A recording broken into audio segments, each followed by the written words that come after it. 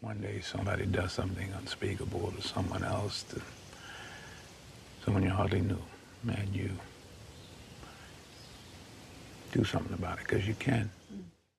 This story comes to us from Fox 2 Detroit. A woman says a Detroit police officer sent himself nude photos from her phone during an arrest. Now Samantha Thomason is worried for herself and family for possible retaliation for speaking up. This happened after she realized a dozen of her most intimate photos and videos were exposed while she was sitting in handcuffs in the back of a cop car. She said, "I would never think a police officer would do that." Okay. Started with a traffic stop on Detroit's east side. Whoop, whoop, Detroit. The 21-year-old was behind the wheel. Said, "When I left the store, they ended up following my car and pulled me over at the light." She had a warrant for probation violation out of Canton. It landed her in the back of Officer Deron Crawford's cop car. Then he gave her an odd request. He said he needed her phone to retrieve a phone number. She complied. Don't do that.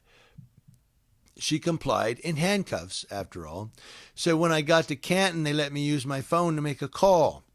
When I opened my phone, I had seen and I was like, "What is this?" Fox 2 asked, "What did he send himself?" She said he sent himself 11 or 12 videos or photos out of my hidden gallery that were explicit sexual videos and pictures of me. She says he left a trail that didn't make it very hard for Detroit Police Internal Affairs to track the number to Crawford.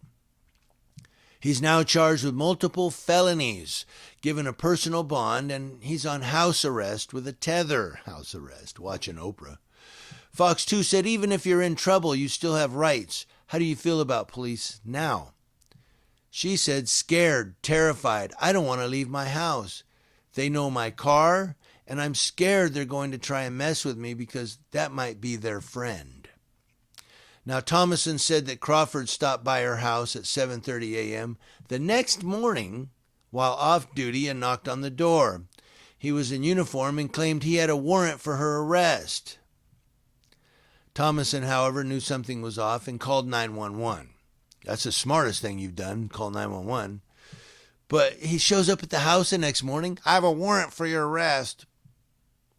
Yeah, you can go away. Yeah. Bye, But she called 911. That's the smartest thing she could have done. But never give up your phone, guys. Say, "You know what?